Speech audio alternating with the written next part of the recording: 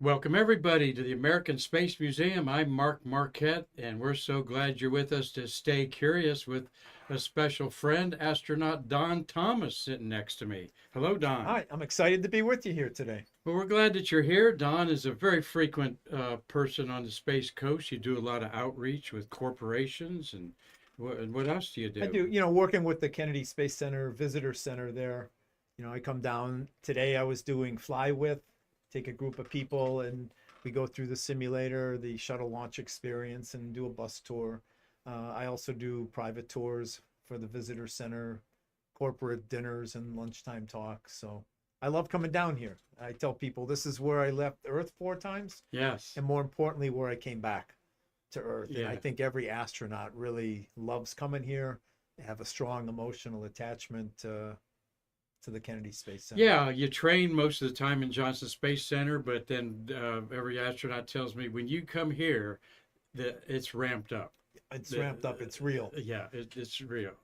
On 3 days before launch or so, we fly here from the Johnson Space Center in the T-38s. And if the weather is good, they let us do a pad flyby. So we drop down to about 1,000 feet. We can do a circle or two around the launch pad, and then we come landing at the shuttle landing facility there. And to look out the window of your T-38, and down there 1,000 feet below you, there's your space shuttle, ready to go. It's just waiting for the astronauts. And here we are flying in. When I would see that view, I could just feel the butterflies. It became very real. Like, this isn't training. We're really coming into launch. And it was an exciting moment. Huh. Well, we're going to talk a little bit about Don. We weren't expecting him. We were expecting him to come to museums for some business with our auctioneer Chuck Jeffrey, and you always participate in our auctions. You're a big I do. I try to collector support. Yep.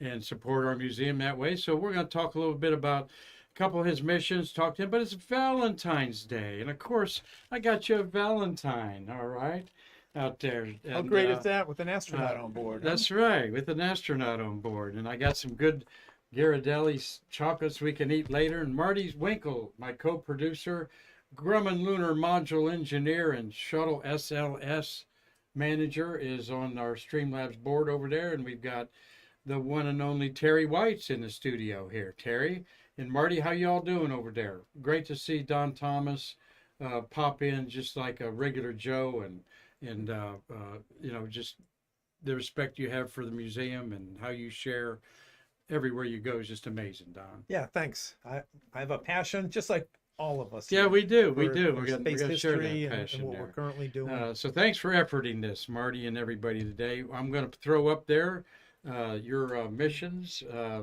guess we make that big and Get my head out of the way. get your head out of There the we way go. there. There's Don, 44 days in space, okay. Born in Cleveland, Ohio. He's one of 20. How many are we up to? I was born in Findlay, Ohio, so he's a brother Buckeye. 24, I 25. think 25, and then Kevin Kriegel was an honorary Ohioan Yeah, from the governor of Ohio. So if you include him, I think it's 26. in there. So there you are when your hair was jet black, and there you are when it's not. Yeah, the picture on the left, that's from STS-83, roughly 28 years ago. So And, this is what spaceflight does to you. Yeah, exactly. Wrinkles, gray hair. And the food. Okay, Don's got a great story. If you ever see him in the astronaut encounter out there at Kennedy Space Center Visitors Complex, and but one thing I always tell people about you, Don, is uh, if I opened up a restaurant with delicious astronaut food like that well celebrated shrimp cocktail or maybe a beef bourguignon or something, astronaut food, would you be coming to my restaurant? Not at all. I tell people I would never go to a restaurant that was serving space food. It's okay, but I would never use the word delicious to describe it. Some of the astronauts, really enjoy it, but it's like, it was just okay with me. We had a special dinner at our house in Houston, and I invited our neighbors over, and I got a bunch of space food that they could all try, and they were so excited. Yeah, we got space food, and we had freeze-dried green beans and all other great delicacies. And they started tasting it, and it was like, wow, this is terrible. And I had hot dogs and hamburgers on the grill, and that's what everybody ate. So space food's okay. So I the don't complain Marquette about Space it. Bistro wouldn't fly too good with you there. I wouldn't so. be there. Well, guys, I'm going to talk to some of our wonderful fans watching today. Carlton Bailey's one. He photographed all four of your missions, I think. CB, you may have seen him autograph some of your things Yep. on there. Mark Thales watching up in Chicago, Illinois. Dave Stange wishing us a happy Valentine's Day, and he's up in Michigan, Macomb, Michigan. Let's see, Tom Celentano. He says, "Wow, great guest. I met Don a few times, saw him leave the earth on 70 and 83. Tom Celentano lives up in Hartford, Connecticut area, I Well, believe. greetings to everybody. Dave Stange, thanks for our surprise guest. And Tommy Usiak, good afternoon, everyone. And hello to Don. Remember, if you remember the Usiak brothers, Tom and Mark. Yeah. And Tom will be at Shuttle Fest. Great. Look forward And to of seeing course, you. Don's going to be at Shuttle Fest, and we were talking about that. Dean Babcock, hello, everyone. Hi, Mr. Thomas. I enjoyed your book, Orbit of Discovery.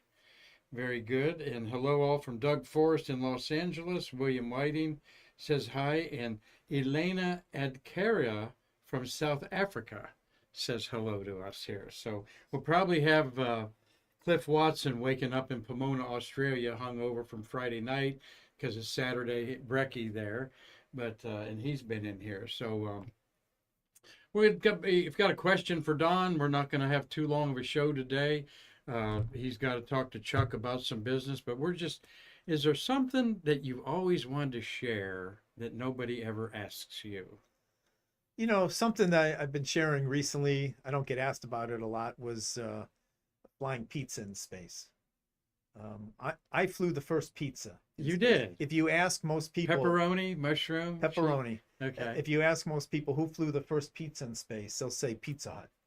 And because they flew a pizza up to the International Space Station with the Russians back in 2005 or something like that. But on STS 83 and 94, you know, we're allowed to carry a sandwich with us out to the launch pad. And oh, you are? In case we're laying on our back for 3 hours or more, if there's weather delays, they let us take a sandwich if we want one. So on my earlier missions, I had a turkey sandwich, and I thought, oh, I'd like to get a slice of pizza. And I just asked NASA, can you make me a slice of pizza? And they said, yeah, we can do that. They made me a little personal pepperoni pizza that I had out there. I didn't eat it on the launch pad. I waited till I got to space. So the very first pizza taken to space was aboard STS-83, Space Shuttle Columbia, launched April 4th, 1997.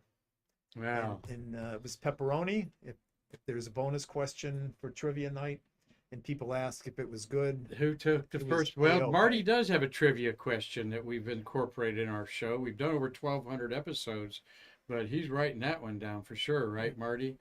Yeah, good. Exactly. You know, we love talking about the shuttle artwork, okay? And you're familiar with this book. You've autographed, I'm sure, a few in there. You're 65 there. Of course, your commander, Bob Cabana, has moved back on the Space Coast. Have you seen Bob since he moved back? I did. I just bumped into him 2 weeks ago at the Causeway Diner. Is that the name of the place? Yeah. I went Good in there. place to eat. It was a great place. Yeah. Really fantastic. And he was having lunch there, so I interrupted him and just said, hey, Bob, how you doing? I hadn't seen him in, I don't know, maybe 7-8 years or so. So good to see him back here. And that's the first time you've seen your commander up there. That's kind of cool. Right. In there. Yeah, he's enjoying retirement, as I'm sure he told you, but he's popped up at all the memorial things around town. He just turned 75. Yeah, good guy. And the other week, we celebrate your birthdays on our show here and on Facebook. That's important. That's important to us, right, Marty? Because I say over and over, people like Don Thomas are not just an astronaut. They are a representative of one of the greatest periods of America space age. And I mean the golden era of building the space shuttle. You know, we've done, and these workers like Terry and Marty worked on the Apollo lunar module, have done stuff no other country's done. Go to the moon. No one's done that in like 52 years. And build this fabulous space station that we've shared with the world. We didn't have to do that up there. They couldn't have done it without the shuttle. That's right. So when I go see Space Shuttle Atlantis here at the Kennedy Space Center, it's still brings a tear to my eye, or I'll get goosebumps when I see it over there. It was a remarkable program. Were you at the first reveal of it? No, no. Oh my God! But you've seen. I mean, I get The goosebumps first time I every saw time it, yeah, and that you see that. And to the ship that sometimes led the little way, tears. time and time again. Yeah. Welcome home, Atlantis. And Yep. then you're like, the scrim goes up, and you're going, that's it. Oh my God, you're kidding me. I thought it was People part of- jumping up and down. Oh yeah, so I got goosebumps Yeah. thinking about that. When they had the unveiling, 49 astronauts came back for the unveiling. Did they? Yeah, and they wanted me to stand out in front of the orbiter because that's where they were used to seeing me, working on the orbiter. When Yeah. that screen went up, almost every one of them started crying. Yep. It's really powerful. Yeah, it wouldn't be as emotional if they didn't say "Welcome home, Atlantis." Yeah. It wouldn't be so emotional. No, it's just so well done. It's one of the best Yeah, things coming there. from Carlton. Carlton's the photographer that gave you the shuttle pad with Comet Hale-Bopp overhead Okay. night before the launch. Yep. And he may have had a pizza-themed T-shirt with a cat maybe flying on the pizza with a radar. With a cat on there? Yeah, yeah. Carlton has these thematic shirts that, Okay. that are I haven't seen just, that one. They're beyond a yeah. You'll know him when you see him. But we love talking about.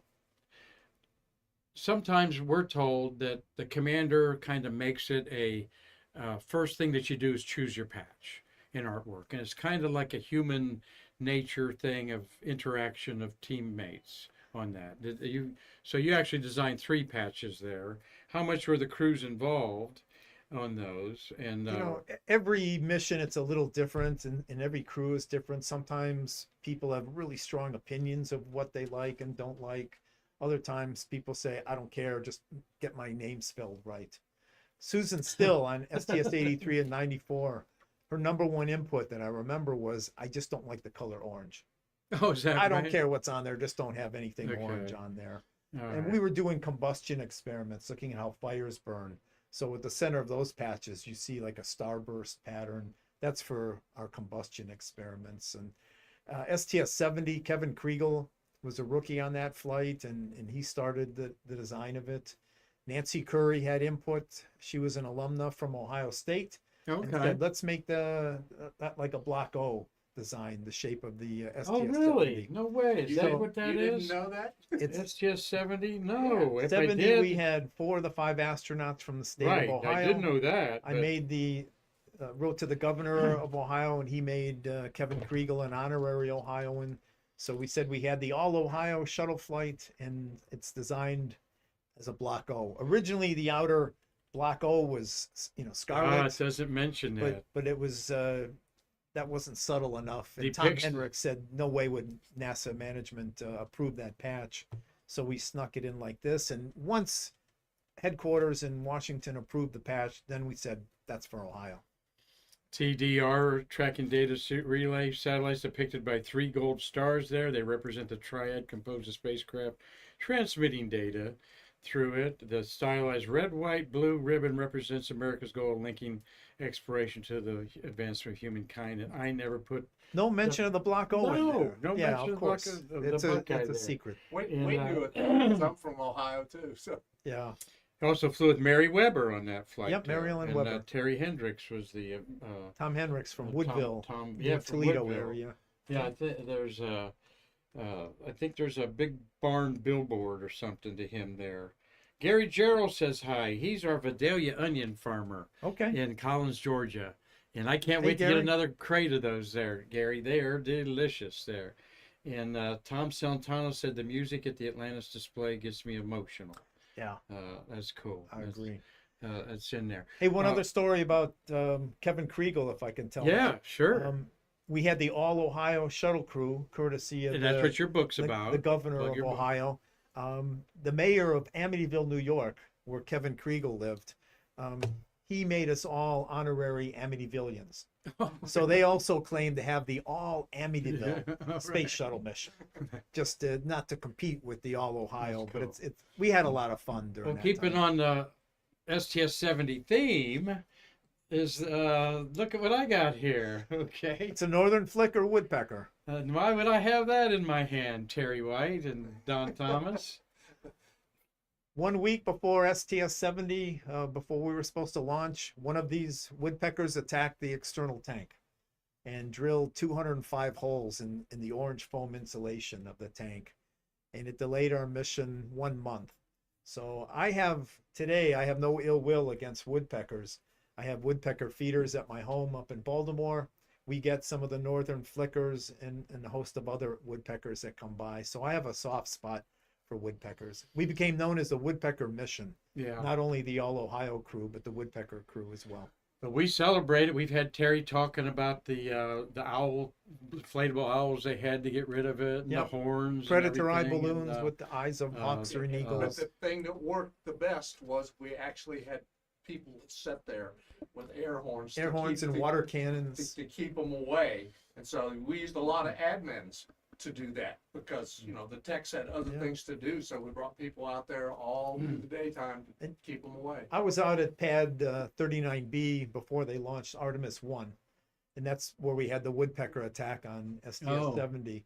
And I was talking to one of the workers there outside the gate and said I was on the woodpecker flight. He says, yeah. He said, do you know we still put those beach ball balloons with the eyes of the hawk and the eagle on them? And they put the plastic owls. They still do that.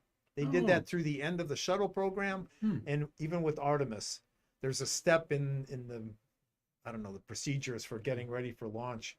There's a step in there that says, you know, deploy the balloons Oh, really? and put out the owls. So they're still concerned about it today, but it's never happened again, only And they're- once. And they're also concerned that the birds will attempt to nest out at the pad. And then since it's a wildlife refuge, then you gotta go through that scenario. Right. So by putting those from the vehicles out there, it keeps the birds from nesting Yep. too. So that's the legacy. Northern Flicker. This is courtesy of Dean Schaff, who's president of the Veterans Center on Merritt Island, but he was the ground office manager or ground ops manager, the GOM, for the TAL site. And I love saying TAL site is Transoceanic Abort Landing Site Right. over there in Banjul and Morocco. Zaragoza, and, they had a bunch of landing Zaragoza, sites. Spain, and stuff Yeah. like that. And he gave this at a meeting, not knowing you were going to be here. He said, you know, if you see Don Thomas when he comes, he usually come here a couple times a year. Have him that. So that worked Tell him I out loved great. it. That's great. I will. And I've seen you in a woodpecker T-shirt or woodpecker shirt, and I have a special woodpecker shirt made by Gene Wright, oh, that's right. one of the Gee, So the sisters. So sisters on So- there. So Marty's got a question on that UCAC family microphone. Yeah, Tom Usack is asking, Don, did you get another pizza when you flew 83 on 94? When you reflew 83 on 94? Yeah, I had that on 83 and then another pizza on STS 94. So 2 pizzas flew with me on the space shuttle. Now, Don, you very fortunate, I think fortunate, whatever's the word. You had 4 flights in 3.5 short years. It looks like there. Right. 4 years in there, man. And some Jim- people wait 10 years, 8, 9 years between flights. You know. Yeah, so I'd like to say, well, it's because I'm a superstar, right? I mean, why else would they fly you like Right, that? right. But that's not You're true. so good up Yeah, there it's doing what just you did. A little bit of luck. Uh-huh. You know, I landed on my first flight, you know, with Bob Cabanas, commander, and I was on the ground for about a week, and I got a message from our secretary, the chief astronaut wants to see me. And it's like, well, what did I just screw up? It's like going to the principal's office. I thought, what did I mess up? Why are they calling me down there? And I get down there, they close the door, and they said, Don, just want to let you know we assigned you to your second flight, you know, STS-70, and I was all excited about it. I went home that night and told my wife, I said, hey, I just got assigned to STS-70. And she just shook her head and said, can't NASA give us a break? Because it's just training, really busy. And here 1 week after I landed from my first flight, I got assigned to my second one. So on one hand, you would like to have them spread out Mhm. because then you have time to reflect on what you're doing and put it in perspective. I was just training and flying, and it wasn't until after my last flight that you can kind of stop, take a look at where you've been, and then you could really put it in perspective like, wow, that was amazing. But I was too busy during the training period to even think about that. Don, tell everybody, we're talking with Don Thomas here, fabulous astronaut. Fabulous. Fabulous, because he's a Buckeye from the great state of Ohio there, Dave Stange and Chris Calley. Now you got me off track there. I was thinking, oh, what was your mission specialist? What you as a mission specialist? What was your specialty? So what did you do? Three of my basically? 4 missions were science missions. They were space lab missions. We had a science module in the back of the payload bay, similar to our science modules up on the space station today. So I would be one of the crew members operating the experiments up there, looking at how fires burn, how liquids behave. We grew plants, had small animals, small goldfish, guppies. So, were you like that as a kid in I Ohio? always- Were you out there? I always liked science and, would go out catching tadpoles and, I really like science and got my PhD in engineering. So that's why, I had done research before working with scientists. And so I got assigned to 3 of the 4 missions were the space labs. They were great missions. Let's another question, Marty. Yeah, Don, Carlton Bailey is asking, as a pizza can't say it, aficionado, have you tried Zorellas? If not, we should organize a pizza night. And I'll add to that, if so, we ought to organize a pizza night.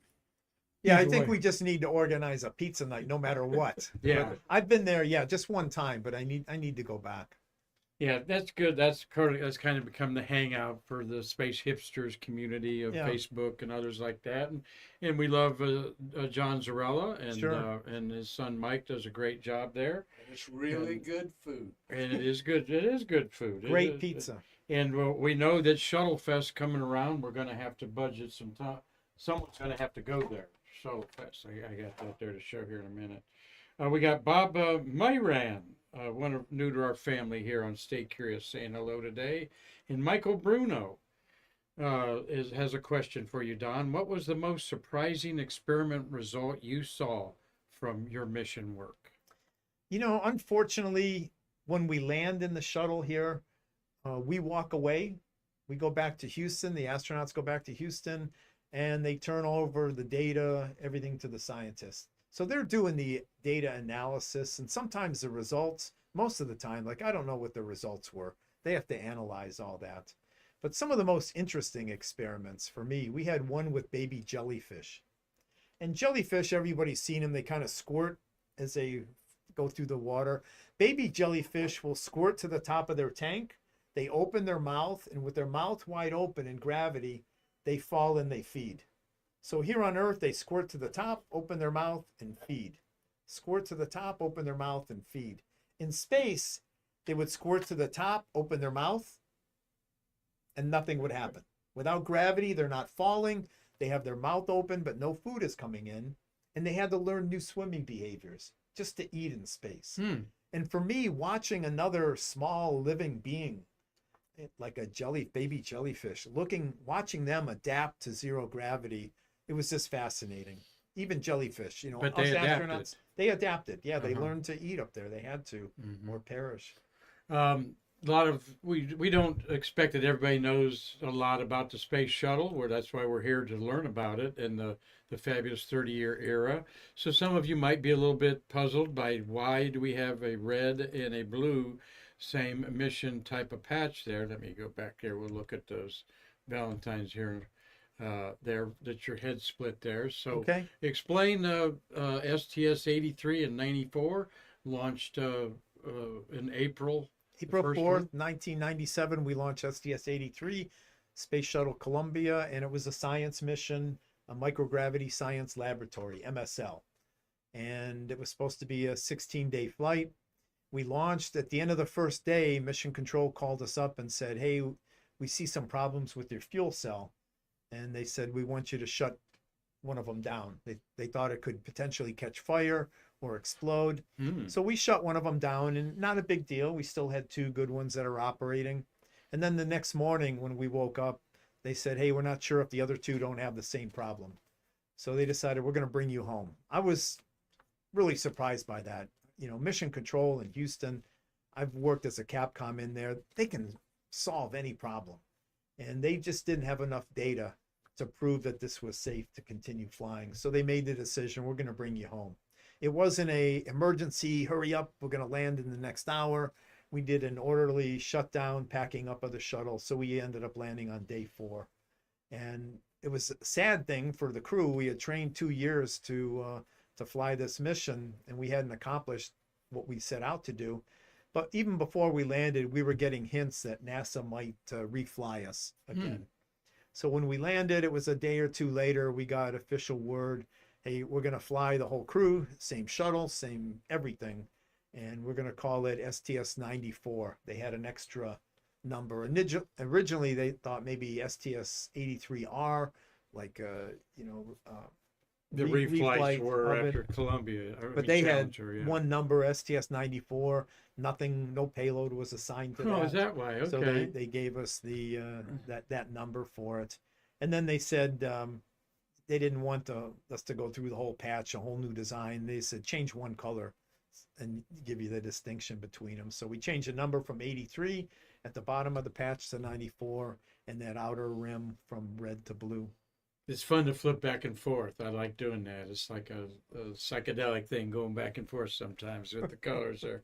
And The only time- because we didn't have to remove the payload, we're flying the same payload in that. Our turnaround time in the orbiter processing facility was one of the shortest in the history of the It was shuttle 88 days between the landing and the launch, which Yes. used to be a record. I don't know if it still is or not. Yeah. But to take the whole crew, everything, 88 days from landing to launch again was an incredible Landed on effort April from you 8th, guys. and then was launched July 1st.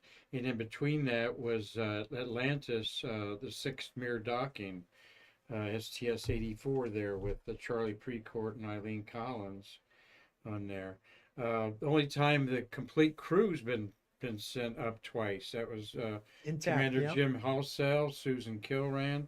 She went by Susan Still back then, but and Janice Voss, and of course you, Michael Gernhardt, Roger Crouch, and Gregory Lintras. Yep. And we've had Roger Crouch on the show here. Yeah. Met his wife giving a quilt of valor to Winston Scott Okay. a couple months ago. Yeah. Very delightful man. We Yeah. enjoyed Roger a lot. He's a He was- character. Yeah, he is a character. He seems like a lot of fun. And he was just out at the Space Center there. And yeah, that's the story why that is repeated there. So anyone got any other questions for Don Thomas here? Let's look at a little bit of Valentine's here. I can't think of a whole lot to ask you. You're, I say this all the time. You don't have to do this, the outreach that you do. Some astronauts do, some don't, some do a little bit. We're witnessing some of the older ones saying, I've done enough, in there. So what does it mean to you to be out there and getting the kind of... I still enjoy it. When I was a young boy, the Apollo astronauts weren't approachable. I couldn't get near them. It was Tom Stafford and Gene Cernan came to Cleveland, Ohio after Apollo 10. Oh, really? And they had a ceremony for him in downtown Cleveland in a parade. And I went down there for that, but it's like I wanted to get their autograph. I wanted to shake their hand, but I couldn't get anywhere near them. And I always thought, if I become an astronaut, I want to be approachable. I want somebody to come up to me and shake my hand. And so I want to be out there because I know what that's like as a young boy, seeing my heroes, the early Apollo astronauts there. And I just hope that, some kid comes up, I want to be there, shake his hand and answer the questions, sign an autograph. I'll do that anytime. Don, you're one of 620 human beings who left the Earth, orbited it, and come back. There's 620. And, we're baby boomers. That seems like a low number to me compared to when Apollo 16 and 17 were landing and we thought, oh, we'll be back soon. And doesn't it seem like a low number to you? It seems like a low number. It's still a lot of people. Yeah. I think about today, we have more NFL players playing in any one season than we've had all the astronauts going up from all the countries since 1961. That's a good way to look at it. But do you have a sense of responsibility for so many people, Don? You're going to be the only astronaut they ever met. Right. So I want to leave them with that good impression. And I want to inspire them. I got inspired to be an astronaut when I was 6 years old. I watched Alan Shepard launch from Cape Canaveral here. I was in kindergarten and watched it in my gymnasium at school. And that was the moment I said, I want to do that. That was the inspirational moment for me. Huh. And maybe for these young kids today, that inspirational moment might be meeting me, seeing the shuttle Atlantis, learning about the next Artemis mission, Mhm. whatever that is, whatever we can do to inspire, excite and inspire the young kids. I want to be a part of that. So my Well- dream would be maybe 20, 25 years from now, I get a call and the person says, hey, I just got back from Mars. And 20 years ago, you came to my middle school, high school. Oh, wow. And I just want to thank you for that. That's when I drop the mic and say, okay, I'm done. I'm You done. know, it just takes that one connection, one inspiration, and all of this effort that we put into outreach, it'll be worth it. Well, I'm sure you have made that there. And Marty, you got a question? No, just two comments. With Don being in kindergarten during Apollo 11, I really feel old now. Apollo 11, I was in high school. Oh, okay. Yeah, Alan Shepard's flight. And Bill Whiting, yeah, I don't know if you remember, I probably don't, Don, but Bill Whiting and I were at the Space Center one particular day, and you were sitting outside the gift shop, and we walked by and Yep. said hello, and he have anything for us to sign? Anything you want me to sign? And yes, so he does do what he says. That is great. I try to be the last person leaving an event to make sure there's nobody there with unanswered questions or last things to sign. The awesome. only time I have to get out of there is if I have an airplane flight, but Mhm. otherwise I'll hang out, because I think it's really important. That's what I would have wanted when I was a little kid, approaching an astronaut. So I try to live up to that. Okay, we've got another question, Marty. Yeah, Michael Bruno is asking, have you been following the Starship closely? They seem to be having worse Time. yeah, problems than the shuttle, or worse, tiles. Yeah, they've launched a number of times from Starbase in Texas there, and shortly after each of those missions, you can find many tiles for sale up on eBay. And we talk about, he's working, Elon Musk and SpaceX is working on, fixing the problems and everything, and they'll do that. One of the most concerning things to me, it's like, wow, there's a lot of tiles just falling off. They find them right at the beach at Corpus Christi there. This last one exploded over the Turks and Caicos Islands. And so tiles have come down Yeah. there that they're collecting. But I have every confidence they'll fix this. But right now, they're not talking about all these tiles falling off. But I see that and I think, man, that's a problem if you're an astronaut. Yeah, good question there. And Elena in South Africa is saying maybe Don Thomas remembers some funny moments of life on the space shuttle. She thinks you were on the station. He was not on the International Space Station. He was before that. You were in the middle of of what I call three distinct eras of the shuttle. The first 25, in the middle where you're doing science in the payload bay that's now being done on the International Space Station. Right. So Funny moments. people ask like some of the practical jokes we do in space, and I always say, we don't do that. You would never go up to somebody and go boo to scare them, because you don't want to get that reaction. Okay. So I don't have a lot of responses to that. I'll tell you one thing that I think is a little funny. You might find it funny here, Mark. In the astronaut office, we used to have more astronauts from Ohio and a lot from Cleveland than any other place. Mhm. So they were building a new building down at the Johnson Space Center, a new astronaut building. It was Building 4 South, I think it was called. And when they were building that, we went to them and said, we'd like to have a Cleveland Cultural Committee room for all the Cleveland astronauts that we can hang out there. And maybe have the Cleveland newspapers, and we'll talk Cleveland Browns and Cleveland Guardians now, Yeah. And so we requested that. They didn't quite fulfill the mission. When they built the building on the 4th floor, we had the astronaut offices, and in the men's room on the 4th floor, one of the stalls, they put a little plaque on the door. It said Cleveland Cultural Committee Room. And that was kind of funny.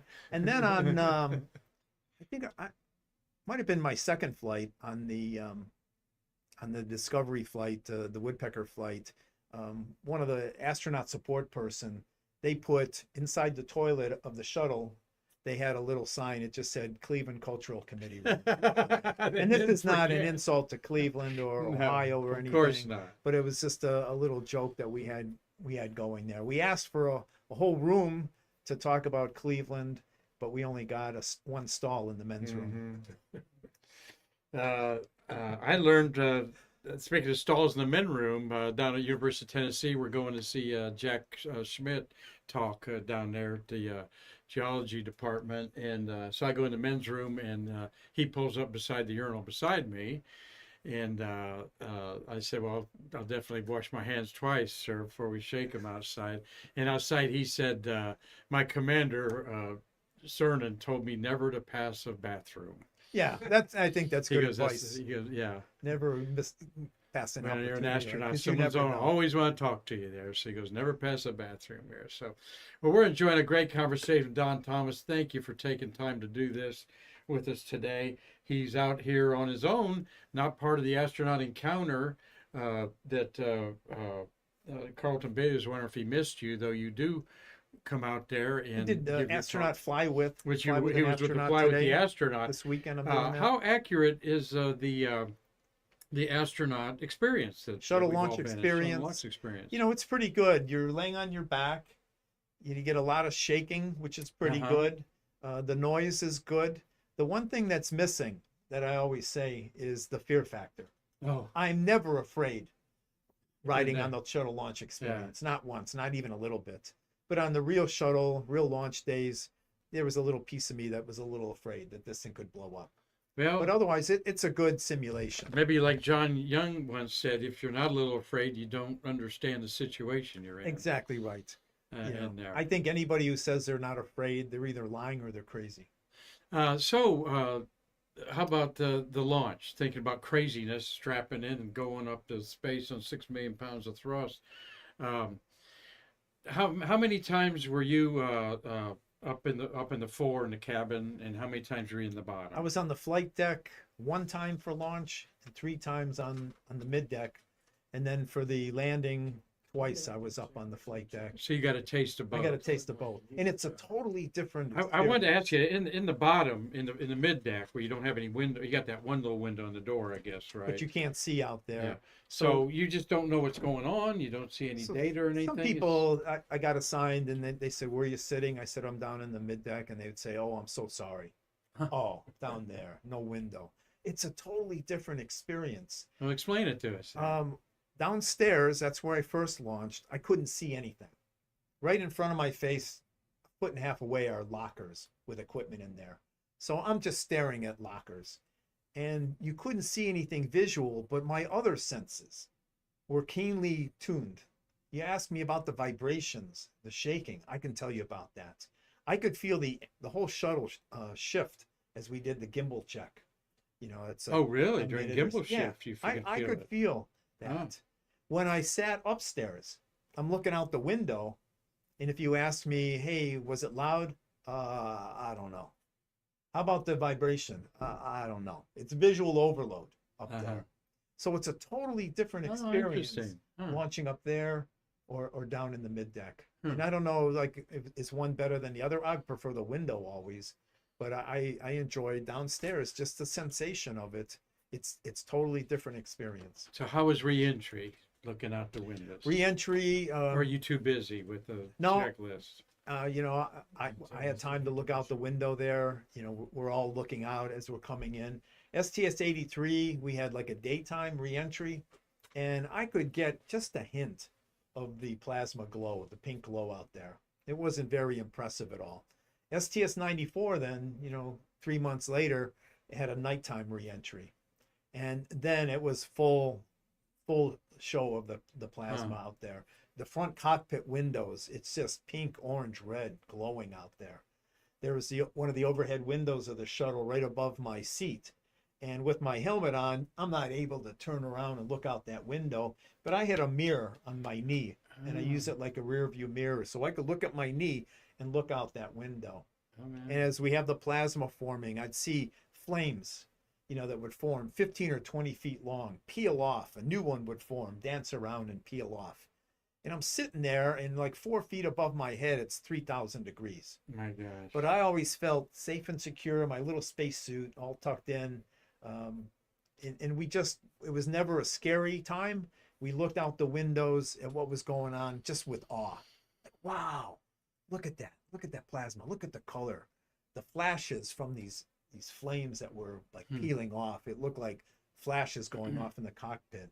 And that was just from these flames from that. So it was just awesome to see that. And I'm glad I got a good nighttime re-entry to really experience that. Quite a difference, daytime and nighttime. Daytime, like you nighttime. said. Daytime, I'd always heard of the plasma and the red glow out there, and it's like I could barely see that. And is it noisy? Do you hear the reaction control thrusters have a loud boom to them? Do It's they? really quiet coming in. Oh, We're not is it? firing engines. Okay. Almost nothing coming in. Okay. We're just falling coming in. So it's fairly quiet compared to launch. No shaking.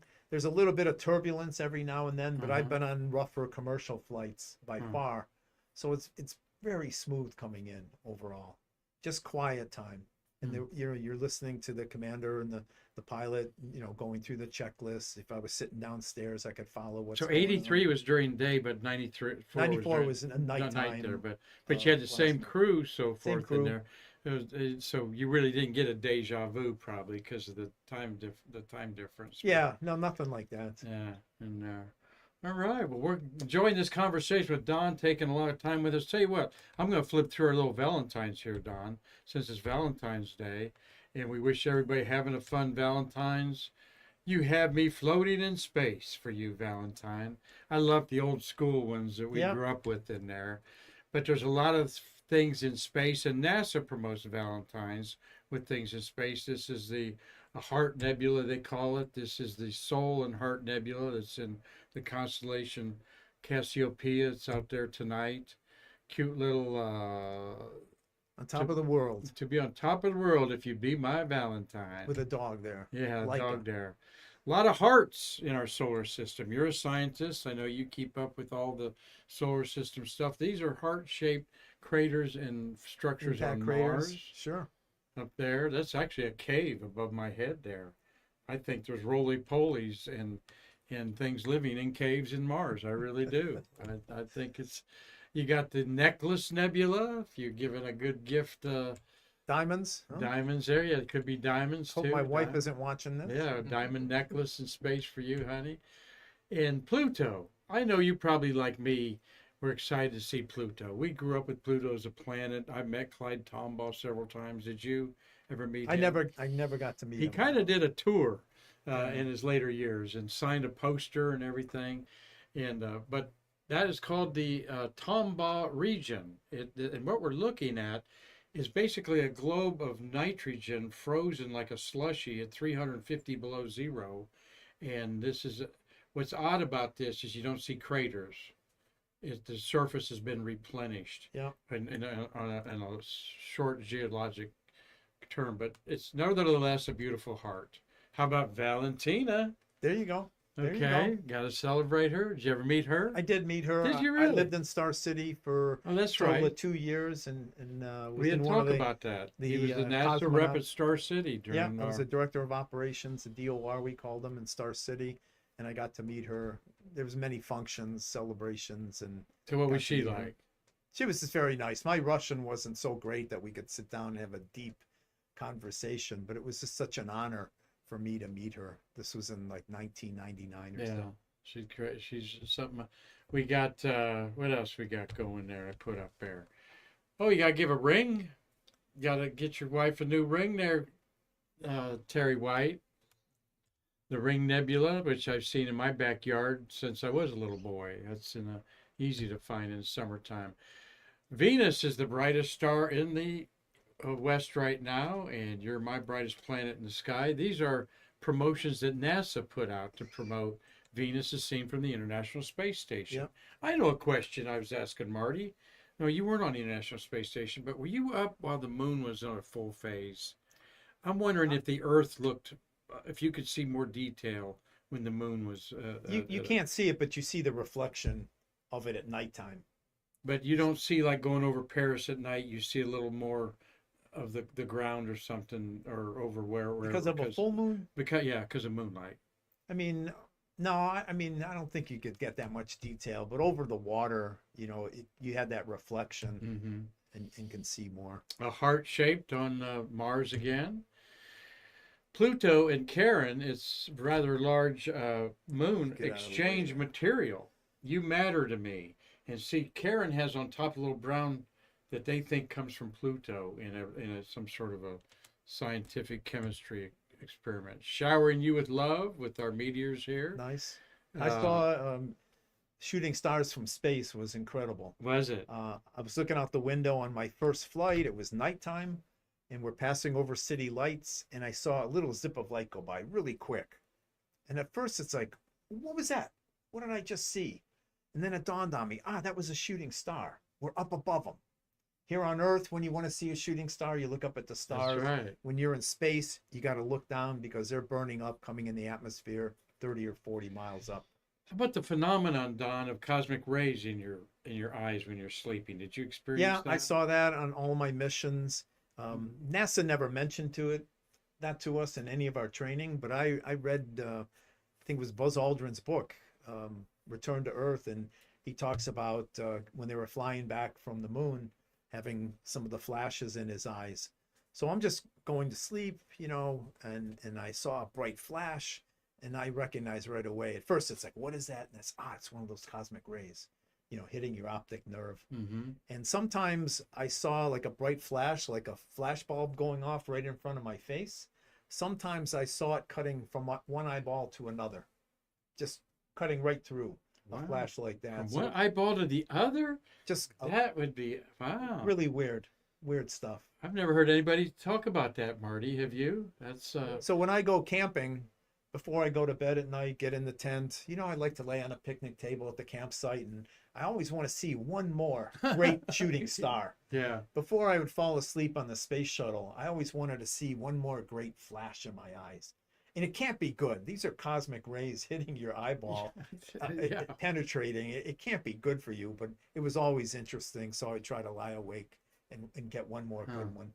Well, you have 45 days in space, and you look at the cumulative time of some people, like Sonny Williams, you know, is getting up there now, 500 days Yep. or 550 days up there.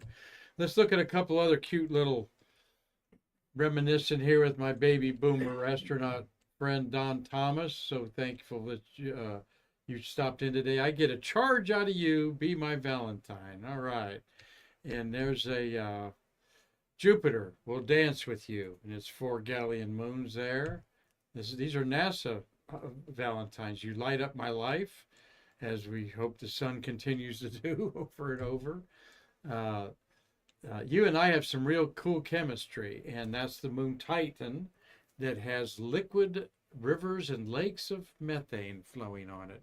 And we're going to go there and check out with a robot what's going on with that. And of course, 900-degree Venus would melt anything, including your heart on there. And so inspiring you all to get out, be inspired by Don Thomas and his stories today, to get out. The romance I love talking about, the stars, the songs, the movies, the prose written about it. That's a photo I took, Don, out at the Big Bend area of Texas. Beautiful. Great shot. Out there. And but have fun with the moon, have fun with love on romantic day here, Valentine's. And Maybe- I got asked a question today, my favorite music to take to space.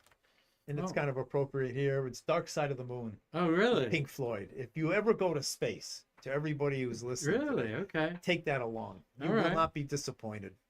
Well, might play that over the weekend, just because you mentioned it, and I hadn't heard that in a while. So there we have lovers, the universe, the cosmos. You don't know what's out there, but the future would appear so fine if you would be my Valentine. And thanks for being our Valentine. Hey, you're welcome. I had a lot of fun. That's Greetings to everybody, and I will see everybody at Shuttle Fest coming up. maybe another question or two, but if you've not signed up for Shuttle Fest and I still know Steve Jokums has. Steve, you'll meet. He's one of our Shuttle Fest donors up there.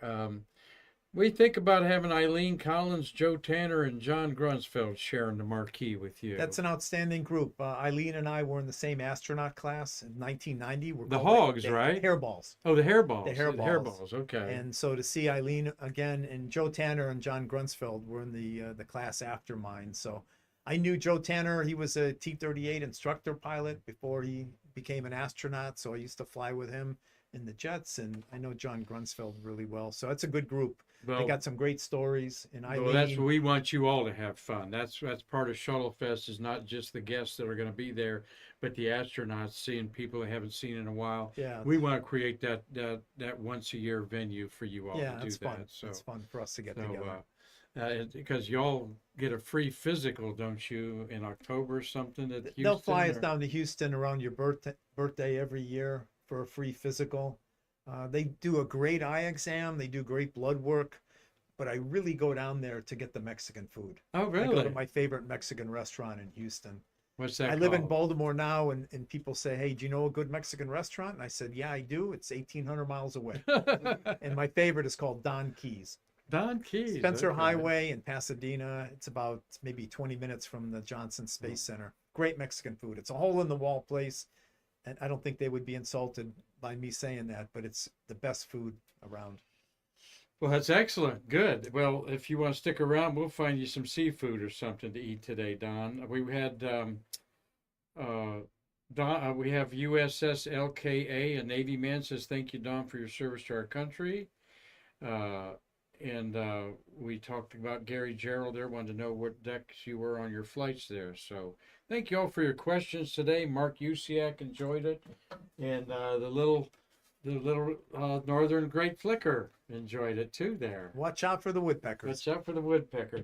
Don, thank you so much for You're being very a great welcome. sport and Happy to be here impromptu today, and happy Valentine's You Day, told us everyone. things that I know other people have never heard astronauts talk about, and we appreciate that. And So- some of them are true. some are Some true. are that I told you All are true right, here today. exactly. So everybody enjoy a great Valentine's. Hope this was a great surprise to warm your heart here. We want to stay curious today. Marty, anything to button up over there in our Streamlabs production? Well, Gary Jarrell is asking, Don, were you seated on your flight deck or mid deck on your flights? So, were you seated? Was I seated? Yeah. Everybody was seated. When I sat down on the mid deck on STS-70, I was down on the mid deck by myself for the landing, and I helped strap in everybody up on the flight deck, make sure they're all seated, have waters and whatever they needed, and then well before we do the engine burn, I'm down in the mid deck, strapped into my seat. That's the way it's supposed to be. I've heard stories of some astronauts standing up, during the deorbit burn. I can't imagine that. So I tried my best to follow the rules and to do what's the safest. 4 safest thing to missions do, in and 3.5 years. I think I'd like to do it that way. Just kind of get through it on there. And was that enough for you? Nobody asked you, why did you retire? Did you want to fly more? I was going to fly a 5th mission to the space station. I was on Expedition 6 with Mhm. Ken Bowersox and the Prime crew. I trained 2 years for that. And then just 2 months before the scheduled launch, one of the NASA doctors up in Washington, D.C. pulled me for some stupid old medical reasons and Oh, said, oh, you can't do long duration. I could go up on another shuttle mission, but it's like I would go to the space station, I'd go to the moon or Mars, but to take that risk and do another shuttle mission, it's like, I think I had enough. So that's when I decided it was time for me to move on. good. Thanks for asking that. We hope that you're out there. Maybe you'll tell somebody to watch Don Thomas next time he's available in your town. And maybe you'll be that person that went to Mars and call him up 20 years from now and Do say that. thank you. And for... come on down to Shuttle Fest. That's right. Thank you, Don. You're welcome. Thank you, everybody, for watching.